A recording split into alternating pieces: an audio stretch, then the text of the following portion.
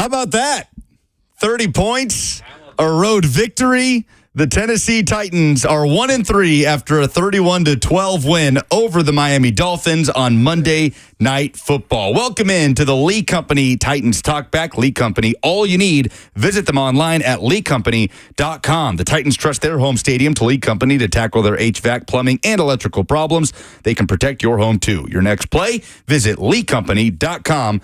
Lee Company, all you need. I'm Lucas Panzica with Zach Lyons, with Dr. Kevin Dyson. I mean, guys, a positive night for the two-tone blue. Dice, it wasn't pretty, but they got it done, and they ended a long streak that Titans fans have been talking about since the Titans last put up 30 points against the Miami Dolphins. All right, fellas, wipe your brow. Take the sweat off your brow and go get some well-deserved rest after tonight. Positive aspects of the game. One, I'll start with the quarterback, and then I'll flip that here in a little bit. But this is why you get a quality backup in the National Football League. This is why you get a guy that you feel can come in a moment's notice and be productive and find ways to win football games and not be the reason why you don't win football games. Mason Rudolph, hats off to you as a perennial backup quarterback in the National Football League, showing your worth for the Tennessee Titans organization. That's number one. Number two, finding some sort of run game. Today, it wasn't flashy like Derrick Henry was last night, right? But it was effective enough that Mason Rudolph can just be back there and manage the game. And that was crucial. I'm not saying if they would have called the game the same with Levis back there, but that intentionality with running the football and being physical up front helped this team establish themselves and gave them a chance to win. I am impressed with that offensive line's resiliency and bounce back. They were dog-cussed all week by fans, by commentary, by analysts. Everybody was talking about how terrible that offensive line was. And tonight, they kept Mason Rudolph upright for the most part. They created running lanes for the most part. They were physical. They were downfield. They looked like a NFL offensive line that had been together for a little while. And that left side, Skronsky and Latham, thank you. I'm about to get drawn a blank on the rookie. They're going to be all right. They are going to be all right. And Petit Frere played a better game today. So hats off to the Titans today, man. I'm proud of them. It's hard to win in this league, let alone with everything stacked against you. And now here's the other side of this. We'll never know the extent of this injury, but I'm wondering, with the rhythm that Mason Rudolph had going in that very first drive he had to establish that drive, sustain a drive, if they were like, oh, don't worry about it. Let me see what happens here. And then that rhythm kept going to the fact it's like, just let me see what we can do right here. Just I need to get this win. Everybody had a good report. The energy level seemed to pick up just a little bit. I tend to think Will could have gone in had he been a more established quarterback. Had we been on some sort of win streak the other way, I believe Will would have been back in the game. Well, that's going to be the discussion, right, Zach? Brian Callahan saying to media postgame and to Mike Keith in Titans radio postgame, he made it clear Will Levis is our starting quarterback. There was a lot of pain there, so they chose to let Mason Rudolph ride it out. But he kind of put a stamp on it that he's not acting like there's any controversy here, as we're going to stew on it for the next 2 weeks. Yeah, Mike Mularkey was also going to be the head coach for a while, too. So we'll see what Amy Adams-Strunk says, through this week when they have all these meetings and stuff. I expect Will Levis to be Absolutely. the quarterback. Absolutely. And I agree with you. I think that if he maybe had been more established, but this is also more of the fact that you also have to kind of protect Will Levis from himself, too. Yeah. And, first off, refereeing was terrible, specifically against the Titans. And I'm usually not a guy to bang that drum, but that was clearly a first down. And he went for that, and Brian Callahan should have challenged it. So that was a little rookie head coach mistake right there. But he fell on his throwing shoulder. Josh Allen goes back in that game. Like we saw him take a big hit. That's my point. Just the night before, we saw him take a big hit. Yep. Josh Allen goes in that game. But Josh Allen, like you said, is established, doesn't have as big as a penchant for turning the ball over. Will Levis made a very egregious interception. If you saw it on the end zone view on the broadcast, it's not as, I guess, he kind of got let off the hook by Brian Callahan, but Brian Callahan has sideline view. So that's a little bit different than the view that he'll probably see later this evening or whatever on the plane ride home. But there is no quarterback controversy. If people want to make one, they probably will. At the end of the day, Will Levis will be the quarterback coming out of the bye. It's the right decision to make. But let's just take a moment and just like when you walked in, Kevin, it just like for me, it was just like this moment. I was cathartic as a fan. I'm sure the players are too. Not only do they get a win, but they got 30 plus points. Yeah. And those two things tied together in this game was just like, man, that felt good. It may, knock the Titans, later on down the road out of like the top 5 pick or something. But right now it feels really dang good. Yeah, it's crazy. It's 31-12 on paper. Seems like a dominant performance, but it didn't have that feel all night. Weird ending, right? Right. But they played let's say consistent. I wouldn't say it was stellar performance by any stretch of the imagination. It was a consistent performance. And I think Zach pointed out earlier to me tonight that Mason Rudolph only threw 3 times the whole second half. Yeah, it was crazy. Yeah, I never even thought about that. Sorry, go ahead. I was going to say, now Miami did have the ball half of one quarter right there. Was that third quarter there? Yeah, 7-minute drive. Yeah, that led to the Tyler Huntley touchdown run, but just a weird ending there at the end with the special team stuff and the safety on the intentional grounding, and nobody in the building and the broadcast booth seemed to know what in the world the ruling was supposed to be on that free kick that followed the safety. But maybe we get a more detailed breakdown from Callahan tomorrow in the presser when he has some time. But 615-737-1045 is how you jump in. You can also hop in on the F&M Bank chat, YouTube, Facebook, Twitter, and Twitch. OG says, I don't want Levis benched yet. Still got to see what we have in him. Maybe it was good for Levis to see Mason manage the game with no turnovers. That's exactly what I said, too. I said that to Dyson off air. Is like, it may be good for Will Levis to have seen that. Yeah. To see that performance and see that, hey, I don't have to do everything myself. Yeah. If Mason Rudolph can come in and get a win and get 30-plus points, surely I can do that. And I got to trust my defense, trust the run game, trust Callahan. And that's what he did. Listen, Rudolph had made some plays that he probably wishes that he would have connected on. He didn't have, he threw into double coverage to Chig and all this kind of stuff. But he, that Tyler Boyd play is something that they practiced all the time in that same situation. Mason Rudolph and Tyler Boyd at the end of the half to set up the last field goal in the first half. That was a play pulled off to perfection. And I think Ramon said it best, and I don't think he really realized that he was kind of throwing like a little jab at Will Levis, but it was about the immobility of Mason Rudolph. And he said, as an offensive lineman, it's kind of nice to know where your guy is at, that he's not going to be moving around a lot and not going to be moving into sacks. Yeah, that's true. Ramon can speak on that, having blocked for Mason Rudolph. Right. Yeah, that is true. And I think on top of that, I don't know if Callahan calls that same type of game with a big arm Levis in. I think he's more apt to try to utilize that kid's natural ability and push the envelope. A little more temptation probably out there. I think so. And I think this was also good for Callahan, too. I think he had to get outside of his quote-unquote game plan and go to plan B and find a way to win a football game. And it was evident that focus became win the battle up front and run the football. Now, we knew coming in, Miami had struggled against the run anyway. And we had said the same thing about, who was that, Green Bay or somebody else? Yeah, it was Green Bay. Green Bay, and they didn't establish the run. And Green Bay had a good game plan for that. Yeah. But tonight, knowing Miami was struggling a little bit against the run this year, it was evident when Will went out, that became intentional. And I think their defense also gave them that luxury too, right? Absolutely. I mean, the defense played lights out. They didn't last week. Yeah. And when they didn't last week, I think that's why Callahan kind of moved away from the run as well, because he felt like they needed to put up points. Yeah.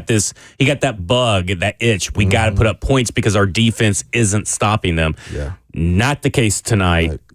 Fantastic. They did exactly what they should have done against Green Bay. They didn't really blitz. They only blitzed on 3 dropbacks. They clouded the throwing lanes and all that kind of stuff, and that's what you needed to do against Malik. They learned from their lesson, which is a good thing to see a defensive coordinator do. And they just stopped the run, and this was without Cheeto. This was without Jeffrey Simmons. Yeah. I mean, that's a big props to Jarvis Brownlee Jr. and Tavondre Sweat, a 2nd and 5th round pick who really stepped up for this team tonight. And that's one of the reasons that they won are those 2 players.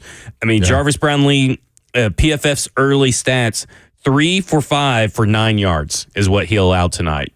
I mean, that's pretty exceptional. And this whole entire defense stopped 60% of the runs. They had 18 run stops on 30 attempts. That's pretty huge. So to me, it's like the defense really just came to town. That's winning football right there. Yeah. And they needed a bounce back, and they got one. And by the way, shout out Nick Folk, 5 for 5. Yeah. 2 for 2 on the PATs. First time in his career that he hits 3 field goals of 50-plus. For Nick Folk. So big night for the Titans veteran kicker. And you think back to training camp, KD, we talked about this on Titans Talkback after those preseason games. A lot of folks were banging the drum for Braden Narvison. He's struggling a little bit now. Got a little bit of a slump in Green Bay. And Nick Folk, had steady veteran. One of the better nights of his career. Hey, one of the things fantastic. head coaches do is they get a kicker they trust and they hold on to him, man. They'll be around. The head coach will go somewhere else, and guess who will be right behind him sometimes? Here goes that kicker that he trusts, man. It's just, there's a level of comfort that when you have a kicker you trust that you're not worried about. That's one aspect that you just don't have that stress level. And it was good, man. I think when he came over here, there was that question mark. Does he have the leg strength anymore, the accuracy anymore, all those different things coming over here from the Patriots country. But he has been probably the most consistent special teams player since he's been over here. Yep. So it kudos to him, man. 3 of them in one game for an old man. He's old by many standards, dang near 40. Uncle Nick Folk, as called by Mike Keith on the Titans radio call. Slick Rick points that out on the F&M Bank chat. This is Titans Talkback, presented by Lee Company. All you need, visit them online at leecompany.com. The Titans trust their home stadium to Lee Company to tackle their HVAC, plumbing, and electrical problems. They can protect your home, too. Your next play, visit leecompany.com. Lee Company, all you need. When we come back, it's straight to the phone, 615-737-1045, as we continue to recap the Titans' 31-12 win in Miami on Monday Night Football. Next on 104.5 The Zone.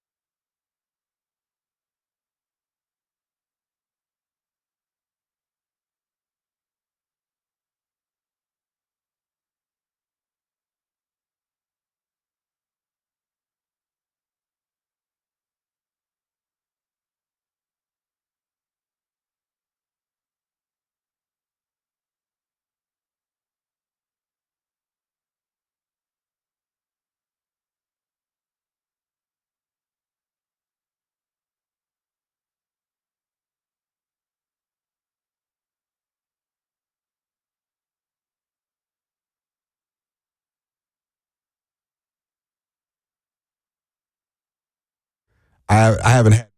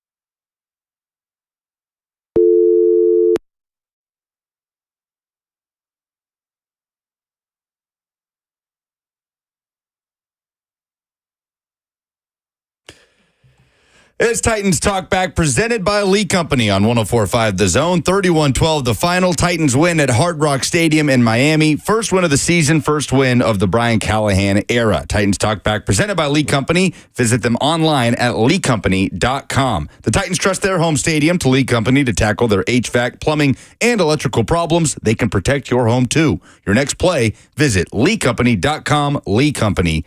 All you need. Alongside Kevin Dyson and Zach Lyons, I'm Lucas Panzica. Jackson Williams, our producer, 615-737-1045 is how you jump in. We are with you until midnight. Real quick, guys, before we go to the phones, let's get to the Kellum Science Behind the Stat, presented by Kellum Stem Cell. From autism to arthritis, your body, your cells, your solution. Call 615-850-4415 for your consultation. The science behind the stat tonight is it has been 155 quarters of regulation football. That is 2,384 minutes, not including overtime, since the Titans last scored 30 points in a football game. That happened in the 2021 season in January of 2022 in a blowout win over the Dolphins at Nissan Stadium, coached by Brian Flores at the time. But very full circle moment, Zach, tonight for the Titans to cross that 30-point mark. And they got there in the weirdest way possible with the special team stuff at the end and Callahan choosing to go for it on fourth down with 24 seconds left. Well, I mean, they just played, we talked about the first 2 weeks, how if they just didn't turn the ball over, they would have won. Yeah. And guess what? They put in Mason Rudolph. He didn't turn the ball over. He took one sack. And they won. Yeah. I mean, the defense, the run game worked. I mean, you're not going to be able to do that against every team. I mean, this is a game plan that really only works for the Miami Dolphins, and it's something that Brian Callahan talked about in his press conference after, is that we knew this is the kind of game that we were going to have to play. We knew that they had a backup quarterback, and when you play against a backup quarterback, this is the defensive performance you're supposed to see. Mm-hmm. They did not see that 2 weeks ago, so this was a big thing for them. And this defense, a big moment for this defense. And big moments for him because he just remained patient. Yeah. He trusted the defense. He trusted the running game. That's all you had to do. Sometimes a win doesn't have to be complicated and filled with trick plays and deep bombs and all that. Sometimes this is what a win looks like. And for the most part, this is something that can get them over the hump. This is something to build into and go heading into the bye week. I'm sure that victories before the bye week make that week so much better. Goodness, yes. So, and especially if you're an 0-3 team and then you get that win, doesn't mean that they're going to go into the playoffs. No, but we have seen 0-3 teams go into the playoffs as recently as 2018 when the Houston Texans did. So it's not out of the realm of possibility. You talk about the last two opponents where you had situations where a guy has only been there several weeks before coming here and the outcomes being extremely different. And in that, you look at the play callers, the head coaches, and how they manage those expectations. I think Hutley was trying to manage a highly complex verbal offense with a lot of movement, with a lot of skill, a lot of speed that he's not apt to. He just got there. I don't care how talented you are, there has to be that wheels turning as soon as you break the huddle. Like, where do I go? What do I do? What do I got? Oh, what's that term? What's that? What's this? Who's my first read? Whereas Malik with Green Bay didn't seem like he had those guessing moments. It was a lot of assured motion and action where I'm running here, I'm throwing it there, and he was successful. And that, to me, is the biggest difference of success for the Titans defense today versus last week, is that in itself where you have a veteran play caller. I'm not saying McDaniel's not a veteran play caller, but you can't call that offense the same way you call it with Tua.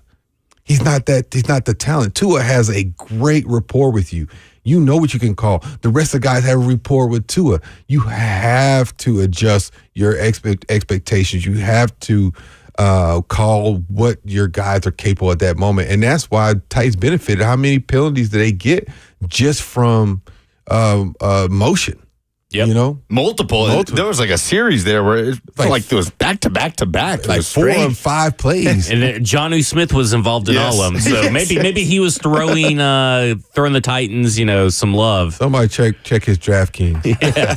615-737-1045 is the number. That's how you jump in. Let's go to the phones as Gil in California has been waiting patiently. Hey, Gil. Hey, what's going on, y'all? Good, man. What you got? Man. Yeah, well, I like Mason Rudolph. I think he came in, he took control, he didn't make any mistakes, and to win this game, the one thing that we couldn't do is turn the ball over, and that's the first thing Will Levis did when he came in there. So my thing is, I know that Callahan, he's a new coach, and he was brought here to help Levis out, and he can't bench him that fast, but how can they sell to the fan base that we care about winning if Will Levis comes out and throws a stinker and we lose this next game after what we just seen today? Because I think that Rudolph, with more time with the starters, they can kind of open the offense up more and he can catch on. I just like the operation and how everything smooth went. And don't forget, he has played in the playoffs and he's won more games than he lost. And to this point, Will Levis has not showed me that he's a winning quarterback. I'll tell you, Harry, why. The investment's in Levis. Mm-hmm. That's where the investment is, and that's just the way the business is. And they feel like because of that investment, this is who they can win with right now. I think the jury's still out on him. He's got a short resume. I think we're basing this off of 1, 2, 6 plays is where we're basing some bonehead stuff this year. Now you can go last year's few, but with this year, 6 plays that he doesn't make or goes a little differently, and we're talking about a 3-1, 4-0 squad, right? Definitely Chicago, and I think the Jets as well. Green Bay, they came out and kind of hit him in the chin a little bit, but it'll be interesting to see how that one turned out. But they definitely beat Chicago. So you talk about 500. I think the Jets, I think they probably find a way to win that one too if he doesn't make a couple crucial mistakes but get points and things like that. So I don't. So why? Even if you're trying to sell fan base, you're trying to win. The investment's in him. That's the young gun. That's the guy who's supposed to be the future of your franchise. Now, he comes out. I think Zach said this. If he comes out next or 2 weeks from now against the Colts and he falls flat, he throws another ill-advised pick or something to that effect, and he puts his team in a bad situation, and the boo birds start coming out, or the Mason Rudolph chants start happening. Now we're gonna have to check the man's psyche, because that's gonna be hard for him to overcome. And if we hear Mason Rudolph chants, that first time is probably going to be the first time since high school he's ever heard them. But that'll be pretty good player at Oklahoma State. Yeah, that would be wild. That'd be wild to hear some. But I wouldn't put past fans or anything because they seem to be very split. There's the people that are pro Will Levis that say that Mason Rudolph did nothing. And I say that he did something by doing nothing because turning the ball over is the reason why you lost 2 games. But again, I do agree, it's way too early to be giving up on Will Levis. But I wonder let's cause a little controversy here. I wonder how long his leash is now.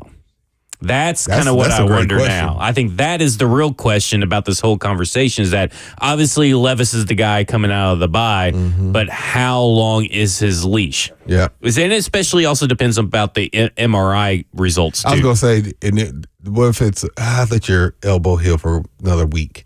But it's the bye week. Yeah, but shoulder. The bye week comes at the right time. The bye week comes at the right time, too. Well, man, there's the conversation for the next 2 weeks. On this frequency right there. Yeah. How long is the Levis leash? There you go. Going into the Colts I wrote game. everybody's show for them just now. The Titans did that tonight for sure. 31-12 the win over the Dolphins. 615-737-1045 is how you jump in. Titans Talkback is presented by Lee Company. All you need, visit them online at leecompany.com. Let's go to Eric in Nashville next. Hey, Eric.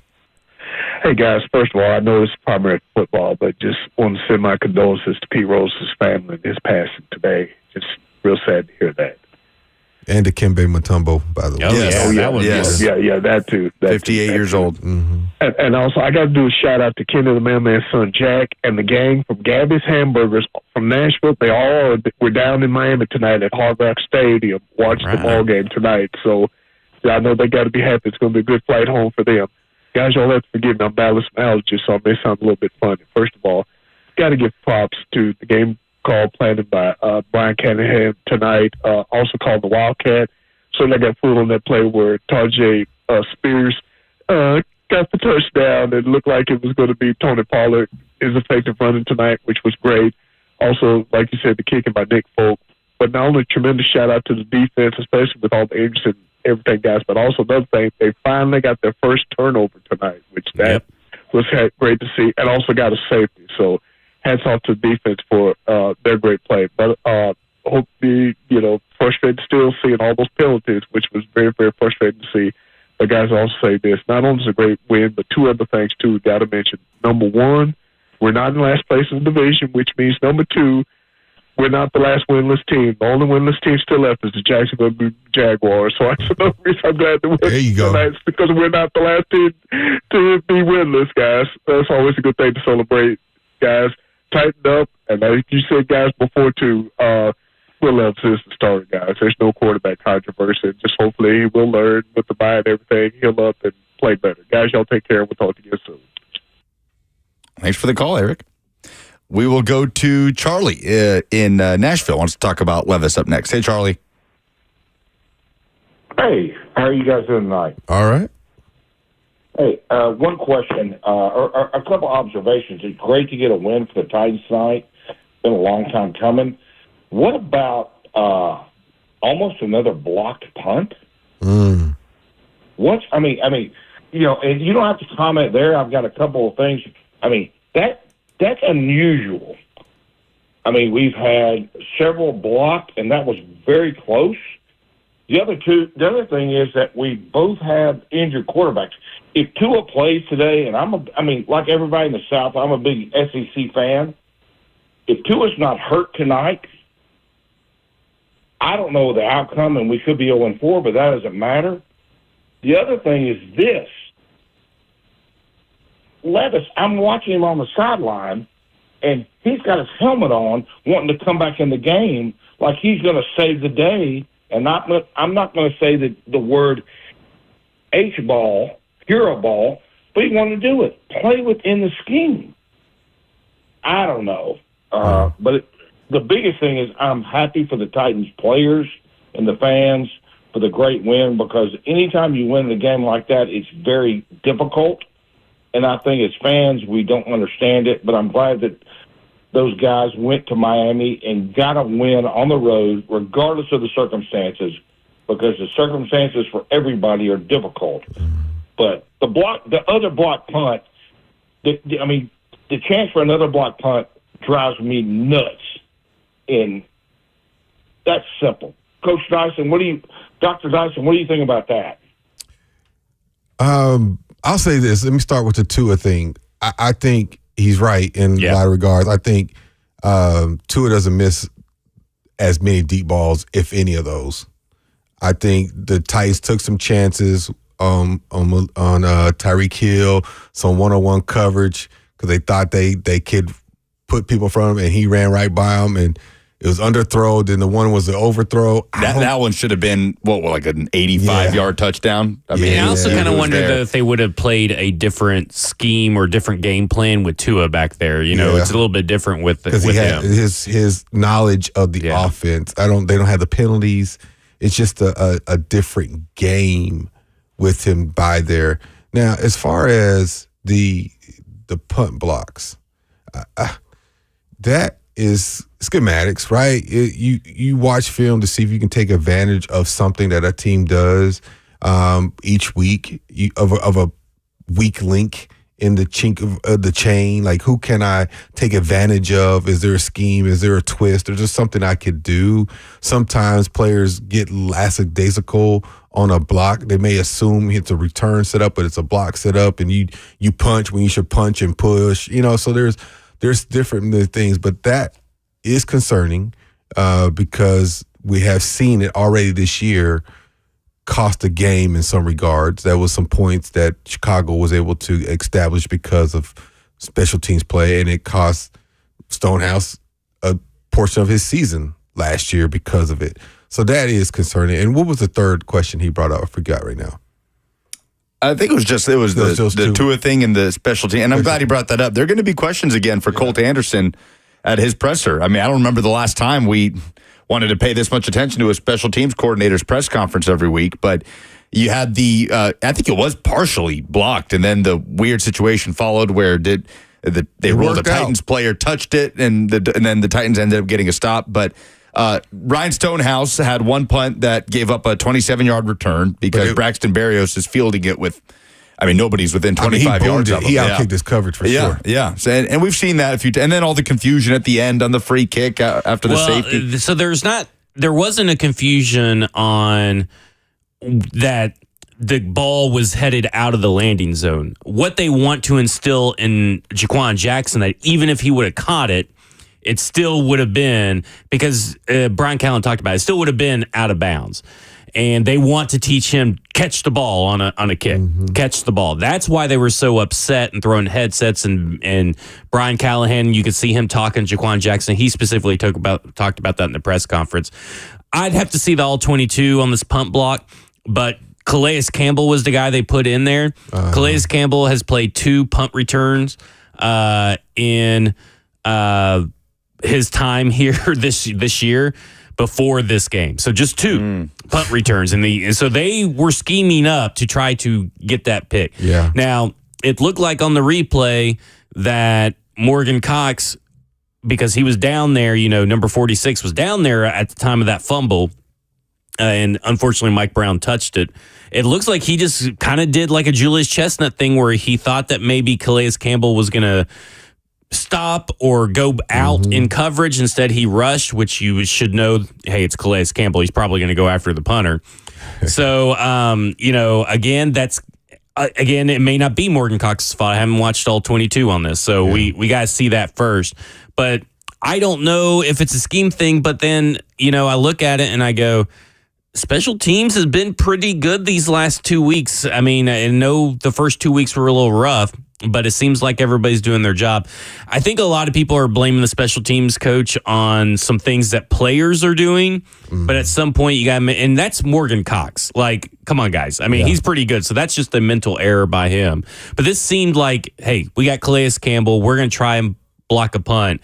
And some of it may be his windup. And that's another issue that they're going to have to try to break and quicken up too. It's not going to be an easy fix. Yeah. 615-737-1045 is how you jump in. We will get back to the phones when we come back. Before that, we remind you the Titans trust their home stadium to Lee Company to tackle their HVAC, plumbing, and electrical problems. They can protect your home too. Your next play, visit leecompany.com. Lee Company, all you need. To the phones when we come back. Titans Talkback recapping the 31-12 win in Miami on 104.5 The Zone.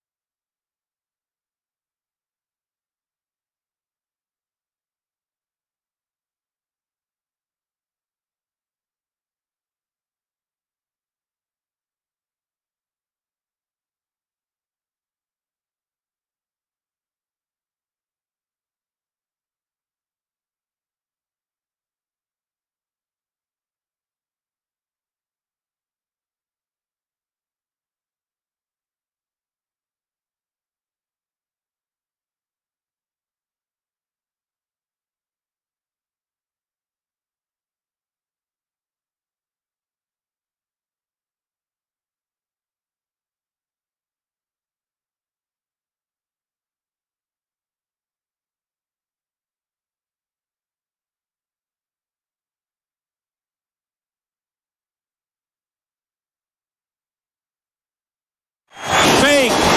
Spears around right end. There's nobody there. Just the green grass of the end zone. Touchdown, Titans! Tajay Spears says, I will do it myself for a big 6. That was the first touchdown of the ball game. Tajay Spears from the Wildcat, 7 yards out. It made it a 16-6 Titans lead with 6 minutes left in the third quarter, and that is our Higginbotham right call of the game. Higginbotham can be your business teammate by helping manage your risks, limit your liability, put a plan of action in place, and control your costs. Insurance plans for your company and your assets. It's all online at higginbotham.com. That was interesting, guys, because Spears lines up in the Wildcat, and then Dolphins call a timeout. Everybody kind of goes back to their respective sidelines.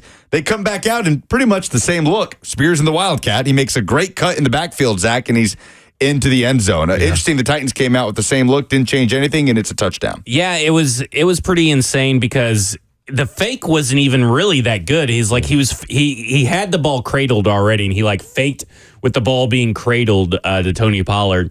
But he also made a nice little juke. And I don't know the guy that he embarrassed, but it was some white guy with a beard.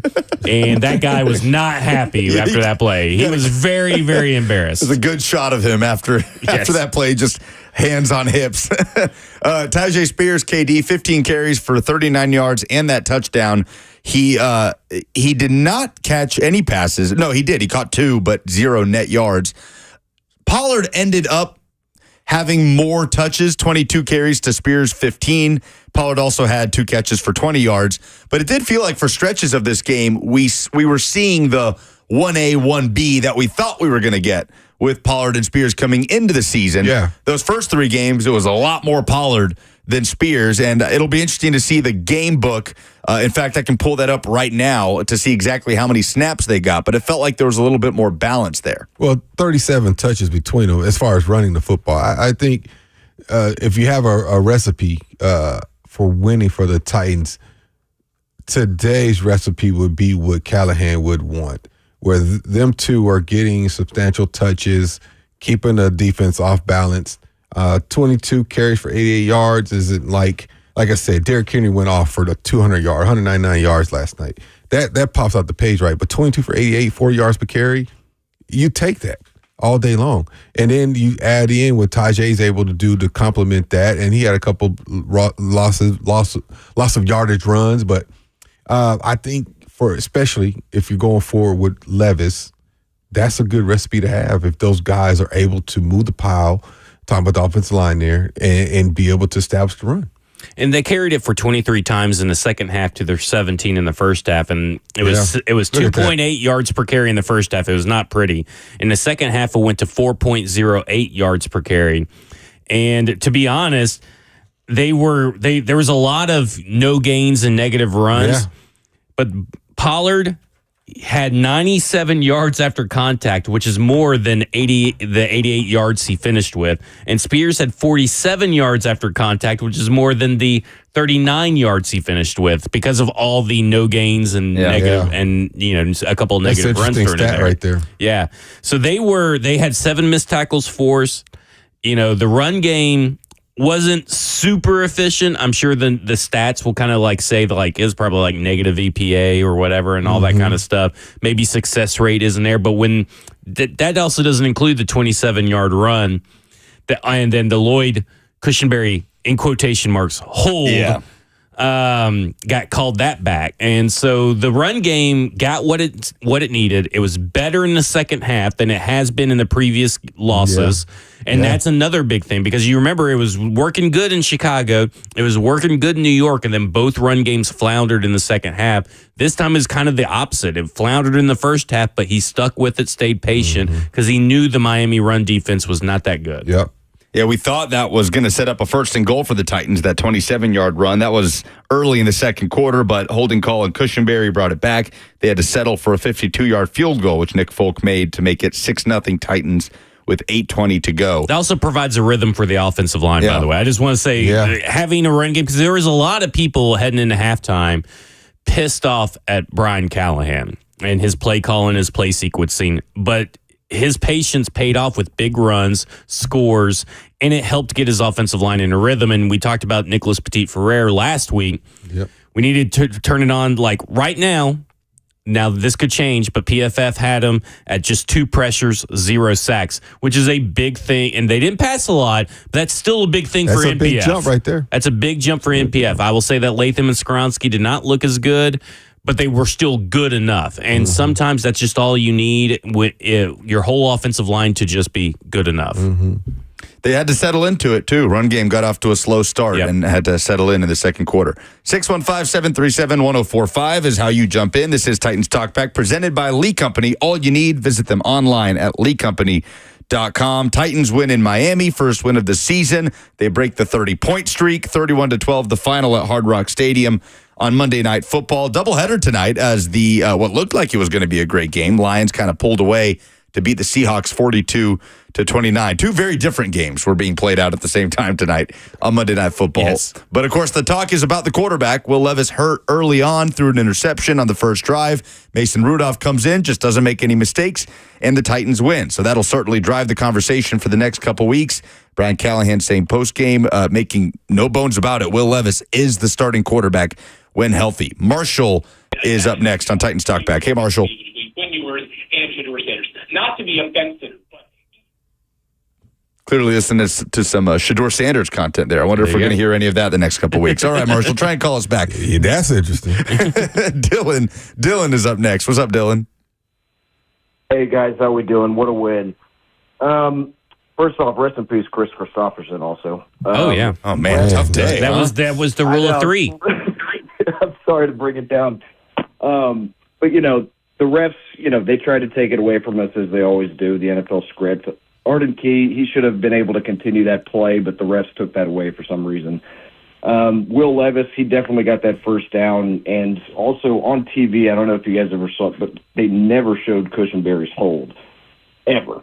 They typically replay a hold, and that just never happened. They did replay it, but it was not a hold. Yeah, that's how we know it wasn't a hold, Dylan, because we did get to see it. The other side of the end zone, yeah.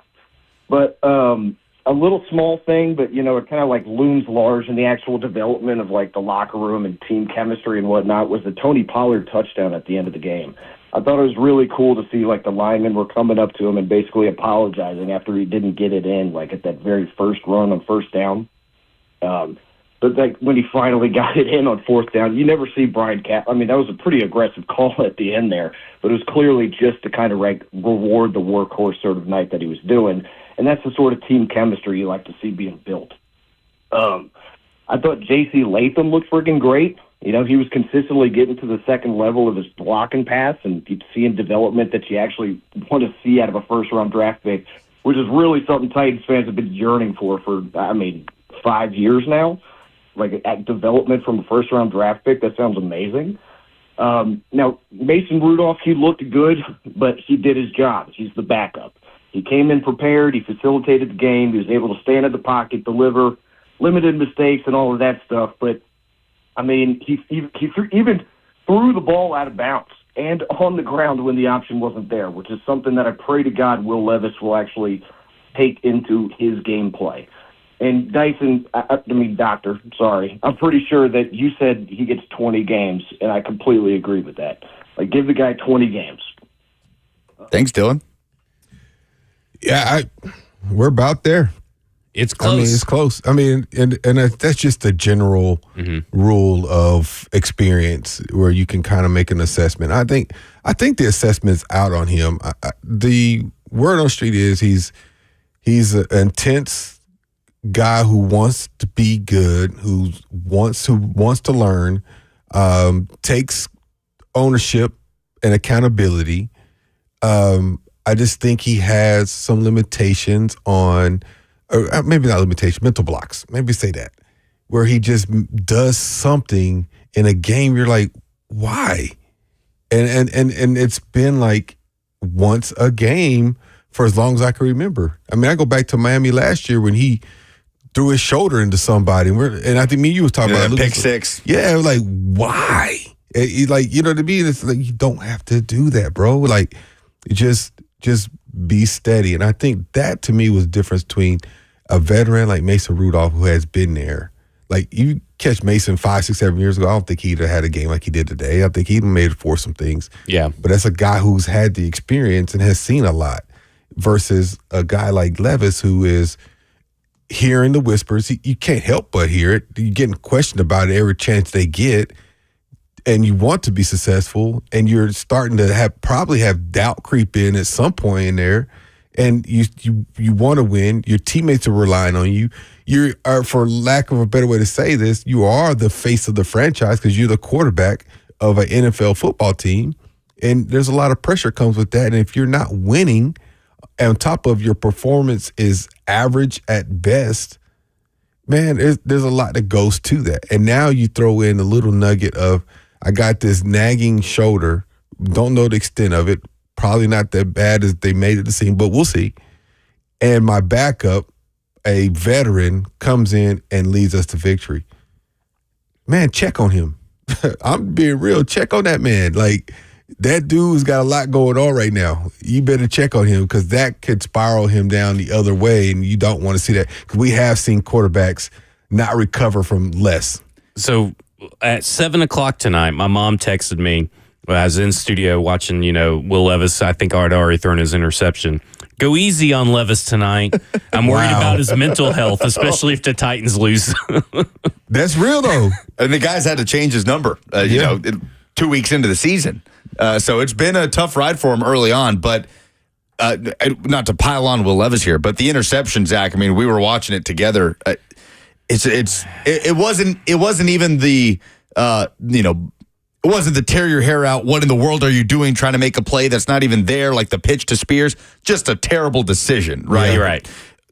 I mean, it was Emmanuel Ogba. Mm-hmm. It's not like Ogba made a read or a play on the ball. He's like, what, 6'4", 275? 6'4", 275. He's zone drop. And then, and he's kind of just, D-Hop is kind of sitting and Levis tries to get it to D-Hop, but Ogba's not making a play on the ball. He almost doesn't catch it because he just turns around and it's in his lap. Yeah. And he does well to kind of end up controlling it, but he seems so surprised to have that ball thrown at him. And you see Levis going to the sideline. You can read his lips. He said, I didn't see him at all. I mean, Ogba was just standing right there, right in front of DeAndre Hopkins. And see, that's the thing is, like, we have seen Ryan Tannehill, we have seen Malik Willis make that play, but it was linebackers drifted at the right time. When you're watching the end zone view, the linebackers drift at the right time. Mm-hmm. This is a defensive end that was just standing there. I mean, he may have moved like a step to the right, but we're not talking like he went and made a play because he saw the ball in the air. He was standing right in front of DeAndre Hopkins. Like, the end zone view was pretty, I mean, is pretty damning. The tape farm on the FNM Bank chat says he caught it out of self-defense. That's pretty funny. I mean, that's what it looked like. But dang. This is Titans Talkback presented by Lee Company. All you need, visit them online at leecompany.com. I've got a question for Dr. Kevin Dyson based on something the Titans did tonight. We'll do that coming up next as we wrap things up from the Titans' 31-12 win in Miami on 104.5 The Zone.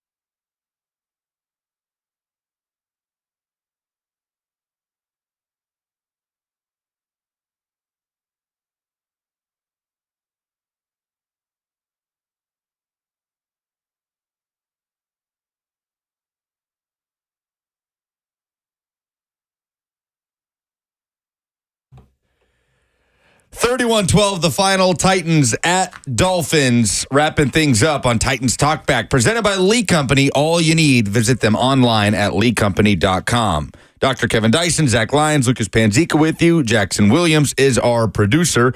As we take a look at the Kroger Sacks for Cash. Tonight, the Titans had 2 sacks, courtesy of Sebastian Joseph Day, his 2nd of the season, and Harold Landry, his 4th of the season. So that's 4 sacks in 4 games for Landry. For the season, Kroger's donation to Second Harvest Food Bank of Middle Tennessee now stands at $1,600, courtesy of those 2 sacks tonight. Every time the Titans sack the opposing team's quarterback, Kroger donates $100 to Second Harvest Food Bank of Middle Tennessee. From Kroger, through its Zero Hunger, Zero Waste plan, Kroger is committed to ending hunger in our communities. Maybe the sack number that Titans fans will appreciate more tonight is just the 1 sack from the Dolphins defense. Titans did only attempt 21 passes on the night between Rudolph and Levis. But I wanted to ask you, KD, at the end of the game, Titans get the ball back on that weird free kick penalty situation where suddenly it's 1st and goal at the 10 with less than a minute to go. Game's in hand, 31-12. You could take a knee there, but Brian Callahan runs a few plays, and then on 4th down, he elects to go for it. Yeah. And they run it in from 4 yards. Tony Pollard scores. The Dolphins fans, the ones that were left, start booing. And you could see the celebration on the Titans sideline as they break the 30-point streak. We talked about it. Oh, I just had the number in front of me. It was how many minutes? 2,384 minutes of regulation football, 155 quarters, not including overtime, over 1,000 days since they scored 30 points. He goes for it in that scenario, and he was talking about it with Mike Keith in the Titans radio postgame. Clearly, he was so done with that, so ready to get that off their backs, even though he had hardly anything to do with that streak, just a few of those games. Just what does that do for a locker room? I don't know how many coaches would elect to do that in that moment and would care about a streak that goes back to way before they were even there. Well, let's say this. There is a few players that have been through that streak for the most part. Coaching staff aside, also, I should say, have not really endured that. It has been a bigger deal from the outsiders projecting that to the team, saying, we brought this offensive-minded guru, why are we not scoring points?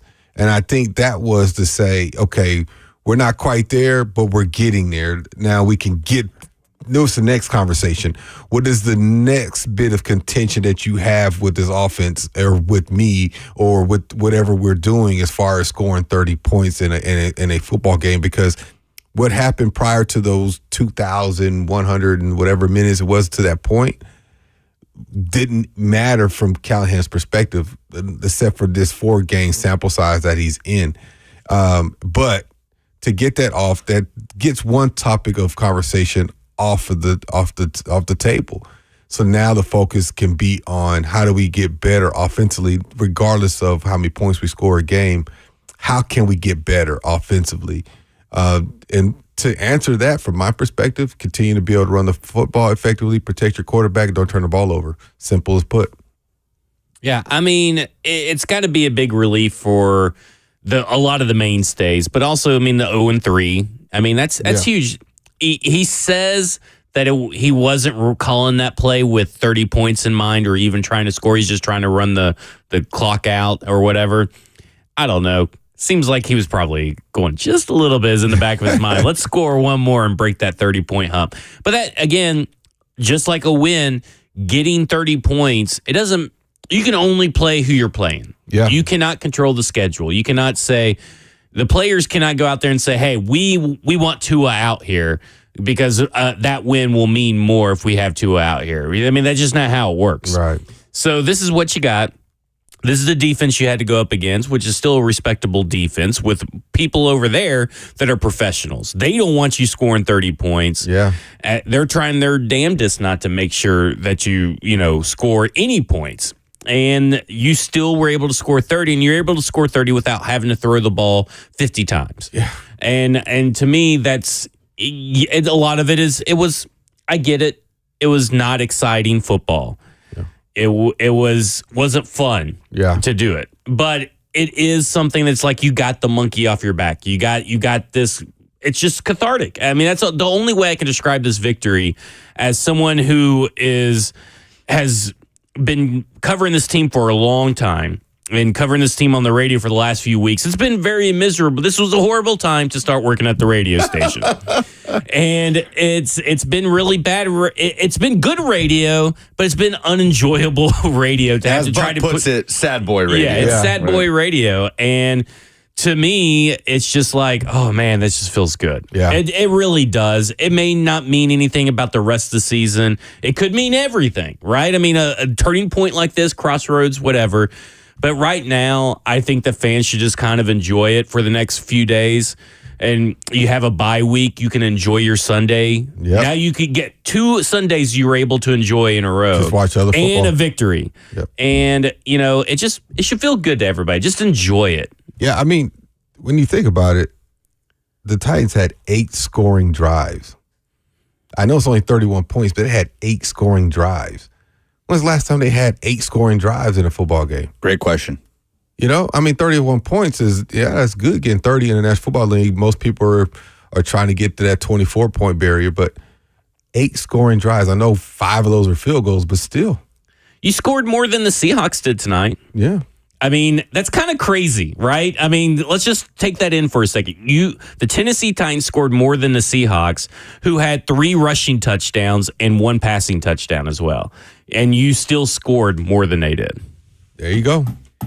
I'm trying to count in real time how many teams the Titans scored more points than this in week 4. Maybe we'll have that number at some point tomorrow when we'll be reacting to this all day long. 31-12 the final. Such a weird deja vu, right? To be sitting here doing Titans Talkback until midnight after a Monday Night Football win over Miami. Feels like we were just doing this, KD, last December when they had that win in that crazy comeback. Circumstances were different. Titans were basically buried. That was 25. What's that? 25 teams. They scored more than 25 teams. I was almost there. I was on 20-something. Y'all were on the job. They scored more than 25 teams. That's insane. That is insane to say about the Tennessee Titans after the last 2 years. And there have just been some weird, just some of these stats that are popping up. It took until Andy Dalton to have a 300-yard passing game in the NFL this season. Bo Nix won a game against the Jets passing for 60 yards. Yeah. 10-9. 60 yards. That is the fewest pass yards by a winning quarterback with 20 or more attempts in NFL history. Hold on, sidebar. He was like 7 for 12 for negative something yards in the first half. It was something ridiculous. One of the craziest stat negative lines I've 7 ever yards. seen. With 7 completions or something. It's like, how does that even happen? Well, and it's fascinating what the situation that the Titans and their next opponent are in as 2 second-year quarterbacks go out early, and then the veteran backup comes in and stabilizes things. Yeah. Joe Flacco did it as Anthony Richardson went out. They held off the Steelers in a 27-24 win, and that brings us to the Eurofix look-ahead. Let me remind you that Eurofix repairs everything European that you drive in below dealer pricing. ASC certified technicians, a local company that has serviced Middle Tennessee for over 2 decades. Visit EurofixOnline.com. Next week, the Titans are home. It's a bye week before they are at Nissan Stadium to host the Indianapolis Colts in the AFC South opener. That is our look ahead presented by Eurofix on Titans Talkback, presented by Lee Company. All you need, visit them online at leecompany.com. So the Colts have to play the winless Jags in Jacksonville next Sunday, a place the Colts have not won at since 2014. Another insane stat in the NFL. Zach, who should we expect to see in 2 weeks at quarterback for the Colts? I would say that Anthony Richardson is going to be playing. I mean, the investment.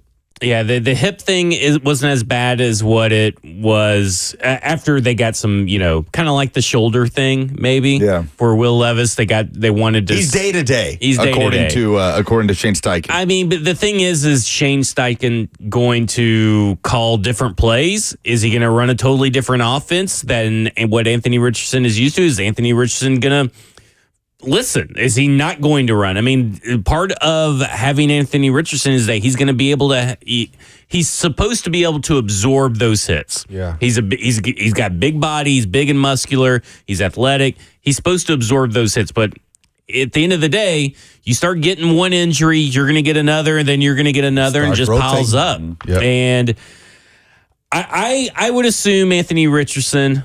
And I think that's what Tennessee Titans fans should be rooting for. because I think Anthony Richardson is the worst quarterback out of the two. Joe Flacco definitely is a better backup than Mason Rudolph, but he fits what Shane Steichen can want to do, passing the ball because he's accurate on time. Yep. That really matters. So Tennessee Titans fans should want Anthony Richardson. Tennessee Titans fans, I think at this point, should also want Jacksonville to lose this game. Because if Anthony Richardson wins this game, that means it went well, and then you're going to get to play him. If they lose this game, he may have gotten benched at some point. I don't think you want that. You know, it's interesting. I saw a stat with Anthony Richards. He's only played like 20 games since high school, like including high school. Yeah. He doesn't have a whole lot of experience. And we talked about it a few weeks ago of ranking these quarterbacks just in the division. And right now, I think Levis is a little bit ahead of him. And I still continue to think that, even though they both went out this week. Yeah. I think head to head, we'll see. He has been healthy. How about Anthony? He hasn't been healthy. Again, that's why having an established veteran, consistent veteran, is crucial. The way they do quarterbacks these days, because they don't allow time. They don't allow time for development for quarterbacks. They want you to be ready to go when you come in. And if you don't, they got that veteran back there that can come in. I think we'll start seeing that change, though. I think you know, not to get into a whole philosophical thing about stuff that doesn't matter. Yeah, don't have time for that tonight. Yeah, but I do kind of feel like that changes. Yeah. Well, Titans got their first win of the season tonight. So Titans fans will enjoy it. They'll enjoy it through the bye week. Of course, we'll be able to react to it 6 a.m. to 6 p.m. on 104.5 The Zone. Starting tomorrow throughout the course of the week, plenty to talk about. Titans radio coverage is produced by Philip Noel and Brad Willis. The studio producer is Joseph Bonanno. Promotions director is Rich Ferris. Director of sales, Hunter Rice. The general manager is Allison Warren. Operations manager, Paul Mason. The executive producer of Titans radio is Rhett Bryan. For Dr. Kevin Dyson and Zach Lyons and our producer, Jackson Williams, I'm Lucas Panzica. We will talk to you tomorrow on 104.5 The Zone. This has been Titans Talkback, presented by Lee Company. The final from Miami, Titans 31, Dolphins 12.